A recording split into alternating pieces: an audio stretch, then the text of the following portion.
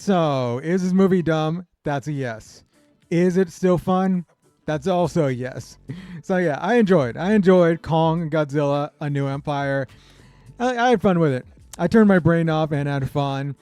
I feel like it's pretty much gone the way of Fast and Furious. It's basically critic proof because like the movies know what they are. They're just dumb fun. Where Fast and Furious, I feel like that franchise has kind of worn out its welcome. I feel like with the Kong and Godzilla franchise, it could be getting there with this movie. Like, I like this movie, I enjoy this movie, but I feel like this could be maybe the weakest of the bunch so far, even though I did enjoy it. And I think there are signs where, yeah, like it could wear out its welcome sometime soon. One of the reasons where I can see this growing tiresome is having a movie like Godzilla Minus One come out, which had a great human story in that movie. Like, I thought it was great. It won Best Visual Effects at the Oscars. And yeah, I thought the story was great. Overall, the movie was great. I think it was definitely one of my favorite movies of last year. And coming from that, and even Monarch, like Monarch Legacy of Monsters, it's show on Apple, which I don't think many people have actually gone on to watching, but I think that's a really good show, and the human storyline in that is much better than what we see in these movies. But yeah, when we get in here, not a great human story. I feel like with the human stories throughout the movies, I feel like they've just been pretty weak. Even going back to like the first, like the Godzilla in 2014, where we had Bryan Cranston was in there for a little bit, and then it shifted to Aaron Taylor Johnson, and I thought, yeah, he was a boring character, great actor, but he was a boring character. And with these recent Godzilla movies, yeah, they've just been dumb. The one movie in this franchise where the human story was actually pretty good was Kong Skull Island, and that might be the best it could be from what they're going for in this franchise. Because that one actually had a decent human story. It was still dumb, but it had a decent human story. Where the human story in this one and in the last one, not really that great, but we're here for the monsters. And yeah, just like Kong vs. Godzilla, this was fun, especially towards the end of it. Each of these monsters going at each other, with Kong and Godzilla fighting like the ape in here. That's the evil ape, which I kind of forgot the name of. I don't even know if they even mentioned the name. I'm sure they did. I'm sure Rebecca Hall, I think that's the actress's name. I'm sure she mentioned him at some point, but I just kind of forgot. But yeah, he's the evil ape in here, and it was all right, I guess.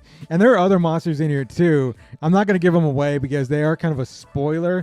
But yeah, like from what we saw in those monsters, I thought they're pretty fun. And then that last climax, that last scene where you see them all fighting, that was great.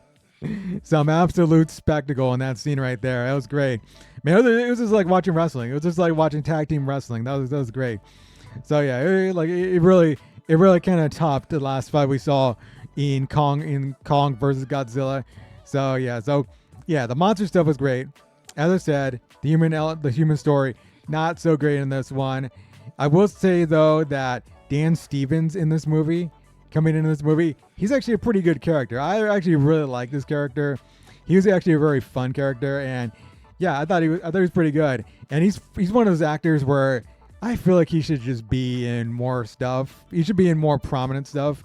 Like, I know he's probably doing some like smaller stuff and trying to like build up his acting skills and all that, because he's a great actor. He does show it in this movie.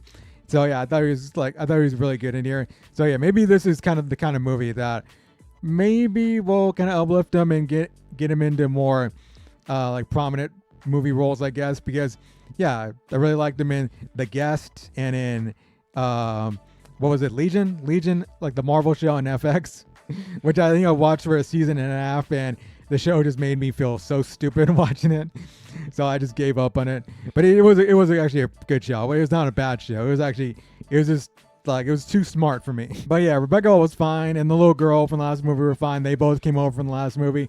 And also Brian Tyree Henry, he was fun also, coming back from the last movie, and this time teaming up with Rebecca Hall and Dan Stevens.